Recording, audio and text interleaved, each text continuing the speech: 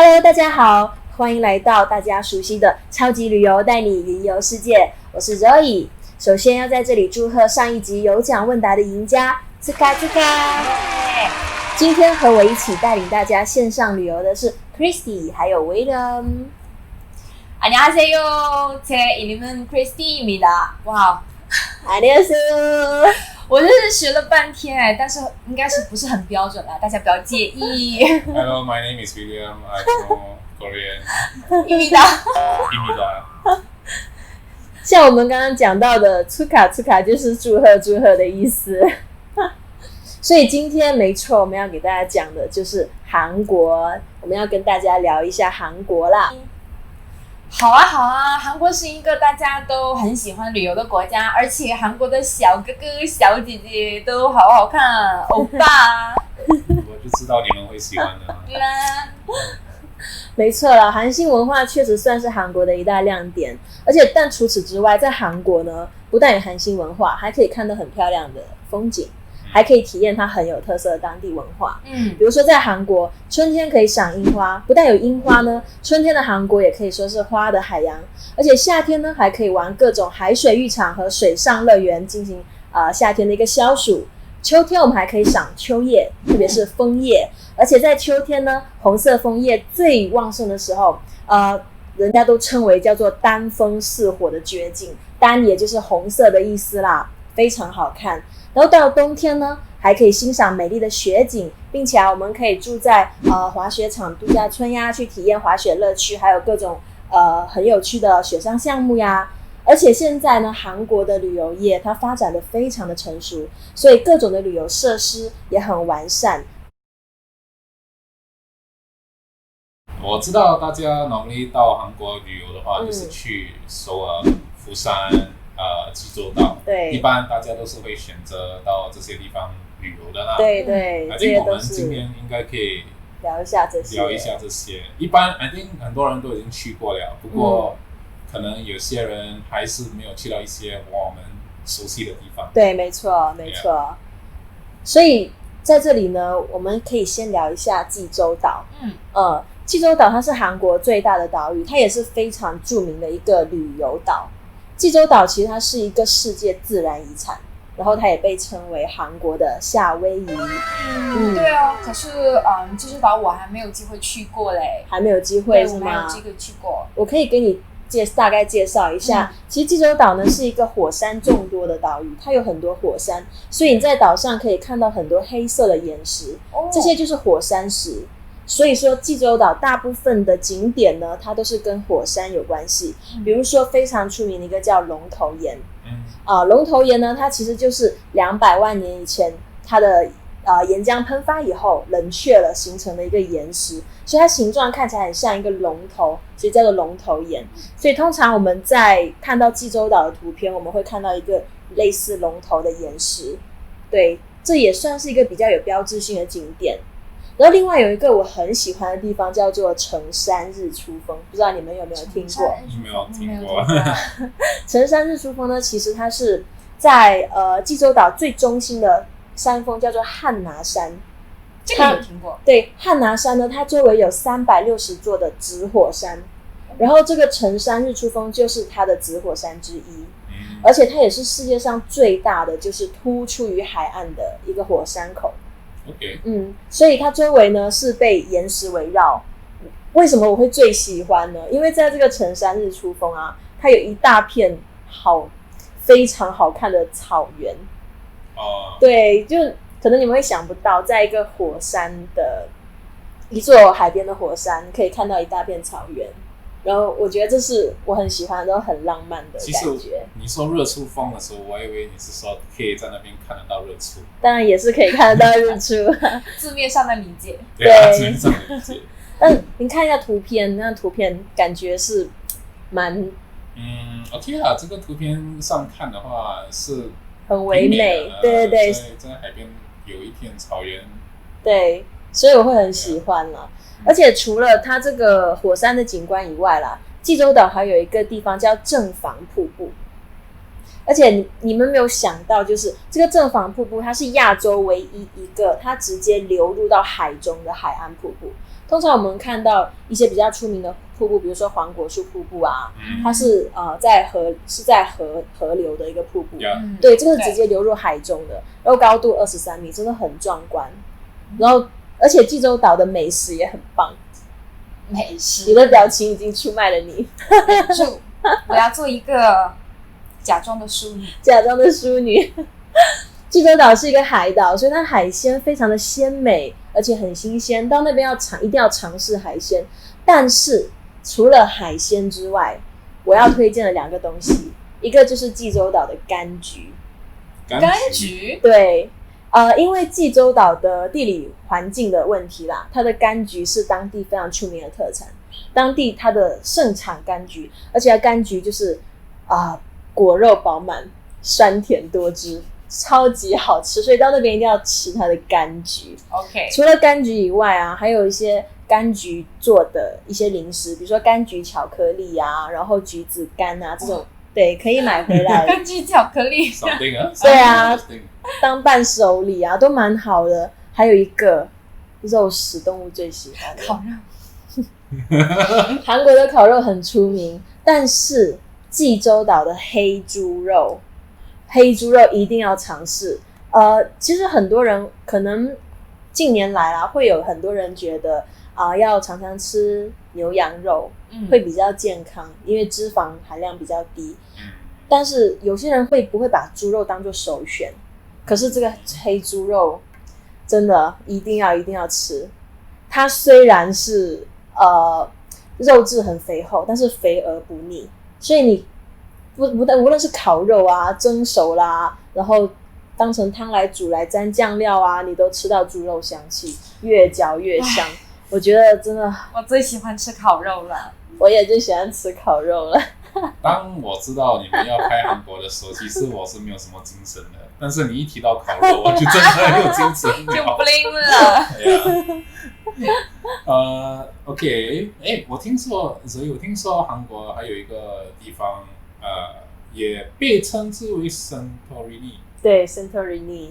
我不知道Santorini 是希腊的吧？为什么会这边有一个 Santorini？ 对，像我们看到圣托里尼的照片啊，它是一片好像沿着阶梯式的海岸，然后有5颜6色的房屋的一个建筑风格。然后对，它之所以会称为这样，就是因为韩国有一个地方它有相似的类型的建筑风格。我有在网上看到过一些照片哦，就是很像 Santorini 刚才你说的5颜6色的房子，而且那个地方我知道好像是韩国的一些电视剧啊，像来自星星的你、都敏俊熙，他们是不是也在那里拍过？对，没错。你说这个地方呢，在釜山。你不会没有看过哦？我没有看过，我不知道。我跟说，我不会看比我帅的人拍的电视剧，因为你已经很帅了，是吗？谢谢。OK， 你们所说的地方呢？这个地方在釜山，然后它叫做甘川文化村，而且呢，就是看得出来你是一个韩迷啦。是啊，这部剧我真的有很看过很多遍，很多遍。OK， 那我给大家说一下釜山好了。其实釜山它是韩国的第2大城市，第1大城市呢是首尔。然后我们所说的这个甘川文化村呢，它就是在釜山，它被称为韩国的圣托里尼。其实这里呢，曾经它是破落的一个贫民区啦，但是现在慢慢发展成一个很出名的文化景点。我们可以看到啊，这边的房屋就是5颜6色，然后依山而建，一个阶梯式的，而且它具有一定的年头了，但它保存的还是很好。然后我们在这里玩的时候呢，可以看到它的墙壁上有很多水彩画和壁画。其实这些彩绘呢，都是来自世界各地的志愿者啊，或者艺术家之手啦。然后在这边呢，它有很多，比如说一些特色的手工艺品店啊，然后还有一些当地的，好像冰淇淋店啊，这样子很有文艺小清新的风格。是不是还可以跟小王子合照？对，它有一个亮点就是这样。它有那个，大家有听说过《小王子》这一部小说吗？有，它是一本书嘛。对，后来有拍成电影。对，没错。什么小王子？你好不浪漫哦。这是一个，所以当你在甘川文化村呢，有一个小王子的塑像，有没有公主？有小狐狸，所以你可以坐在那边跟小王子一起拍合照，拍你们的背影啊，这样子很浪漫。你会很喜欢吗？你是个浪漫的人吗？I think 我觉得我不是浪漫的人。OK， 对，如果说提到釜山啦，我还是要给大家介绍一个地方。刚才我们有说到，在春天在韩国可以看樱花，对不对？所以有一个离釜山很近的地方叫做镇海，它就在釜山附近。然后因为历史的原因呢，镇海这个地方被种了很多的樱花树，所以现在它就发展成一个赏樱圣地。所以通常呢，在3月尾，大概3月20号以后到4月中，就是韩国赏樱花的时候，春天的季节。对，所以在这个时候呢，韩国是有很多个赏樱花的地方啦，但是这里是一个非常好，我非常推荐赏樱花的地方。镇海我是没有听说过，镇海，对我是没有听说过，它不像首尔啊、济州岛这么有名。对对对。但是听你说完之后，到了樱花季节的话，那一定不要错过这里，一定要去，对，因为普遍大家都印象就是赏樱花要去日本啊、北海道哪里。对。这个地方是一个赏樱花很好的地方。如果你刚才说要浪漫的话，我觉得这个地方还要更浪漫。OK， 好的。所以这个推荐对你来说是很有用的，对吗？对。虽然我还不知道有哪个女生要跟我去了。Anyway， 我们还有一个最重要的城市，那就是它的首都首尔。对，没错。到了韩国，首尔绝对是旅游首选。没错，对，首尔呢是一个很有活力的城市啦。而且说到首尔，大家特别是年轻人，第一反应就是韩流明星，对不对？所以我想问一下你们两位，你们的第一反应是什么？如果说到首尔的话，我懂 ，normally 很多人都是会去那个。追星啊，逛街是吗？Actually， 我原本要说的是，我只知道他们的那个旅游景点，路上也有很多很帅的欧巴，说不定还有小姐姐。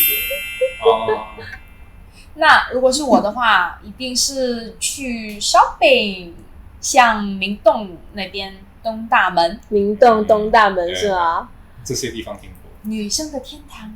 对啦，其实呢，像比如说威廉刚刚讲到，一说到首尔，他可能第一反应是旅游景点，好像德寿宫、景福宫，对不对？对。首尔以前有他们的王朝时期的一些宫殿建筑，可能男生会比较喜欢看它的特色建筑，还有北村韩屋村啊，像韩国在首尔呢有一些这样子的韩屋村，你可以看到当时在古代的时候传统的韩国的民居，然后甚至你可以在里面体验一下穿着韩服走在他们传统的韩式街道，可能男生会比较喜欢，也不一定是男生吧，会有一部分人喜欢在这样现代的城市中有这样带有历史意义的东西，对，会比较特别，对，新加坡你不会看到这些的。女孩子应该也会喜欢，对，会有一些对这方面很感兴趣的东西。然后首尔我觉得是很合适，因为它不但是现代，它还有很多历史传统的东西。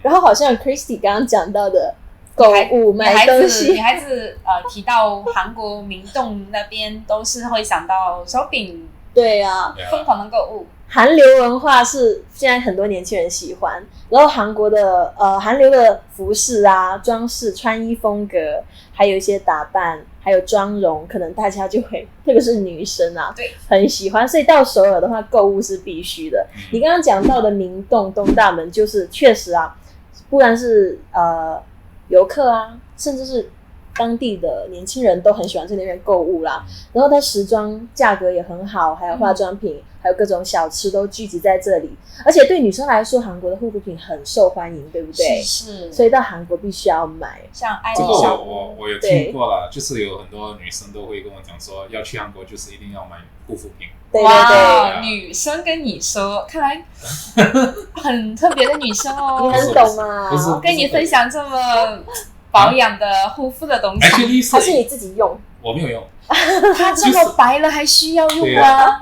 我之所以人家跟我讲，就是因为他要买护肤品，跟我一样，但是我又没有用护肤品。他在侧面的说他不需要，但是还是皮肤这么好。好的，看来你很懂嘛，以后要跟你好像我不懂哪一个牌子。天生丽质对吗？你的意思是？哎，天生丽质，我们望尘莫及。OK， 那除了这个啦，有一个要讲的就是食物。韩餐和烤肉，看来 William 突然就有精神了，有没有发现？刚刚我们说到烤肉，大家都很有精神。老实说，我喜欢吃那个在韩国餐里面，我是喜欢吃那个年糕，还有那个牛骨汤。牛骨汤 ，Yeah， 还有炒年糕 ，Yeah。你呢？我会点这些。你会点这些？我喜欢吃泡菜饼。泡菜饼，部队锅喜欢吗？好像一说到韩国的这些食物，大家都真的是张口就来耶！每个人，我就是喜欢烤肉，我就是忠于烤肉。韩国的烤肉呢，我觉得很好玩啦，就是我们吃韩国烤肉，它会给我们上很多韩式小菜，泡菜、土豆泥、鱼饼、豆芽，对，还有蒸蛋，对，这是我很喜欢的一个地方。然后还有就是韩国烤肉，每次一上来就是一大块。然后对，然后拿剪刀剪成一小块，然后我就可以大口吃。其实这个是不是他们的文化？就是你无论吃什么餐，他们都一定会要配一些小碟的那些泡菜啊。对，我也觉得，对，不单是烤肉，你吃别的餐也是会配小菜。对。我觉得很有意思，我很喜欢这种感觉。而且呢，还有韩国的烧酒。对，在你们吃，比如说在韩国。吃烧肉、烤肉，或者是吃宵夜，他们也有烧烤，对，然后配一个烧酒，是的，我有韩国的朋友就是吃烧烤的时候一定要配烧酒一起。而且烧酒的话，其实你们有尝试过吗？我没有，我有 try 过烧酒。我并不是很能喝酒的人，可是我觉得烧酒呢，它并不是非常的，好像。不会很辣，对，不会很辣，然后就算是对女生啊，或者是可能酒量没有这么好的人，稍稍尝试一点都是不错的我觉得蛮好的。我知道有很多不一样的味道，有什么柚子味啊、葡萄味啊，对，在新加坡也有很多韩国烤肉店，有的。但是我个人觉得新加坡的韩国烤肉店其实跟韩国的已经蛮接近的了。但是有机会的话，还是要去韩国品尝一下正宗的韩式。对，当然一定要尝试。听着周围的那些当地人说着韩语啊，那种的氛围。对，然后而且要讲话比较大声，有一种豪迈的感觉。还有一个韩式烤肉叫做巴色烤肉。巴色，对，是。其实呢，它就是把烤肉因为不同的酱料腌制，所以它有不同的颜色，看起来就是。所以叫做巴色烤肉，所以你吃起来呢是8种不一样的风味，也很值得尝试。我以为是8种不一样颜色的肉嘞。我以为是 buff，buff 翻译成华文巴色，其实是巴色烤肉啦。所以你看，一说到韩国的美食，大家都是停不下来。对，所以说韩国呢，也是一个非常棒的国家，很值得去那边旅游啊，欣赏美食啊，然后买东西啊，然后无论是年轻人，然后比如说老人家、小孩子都很喜欢。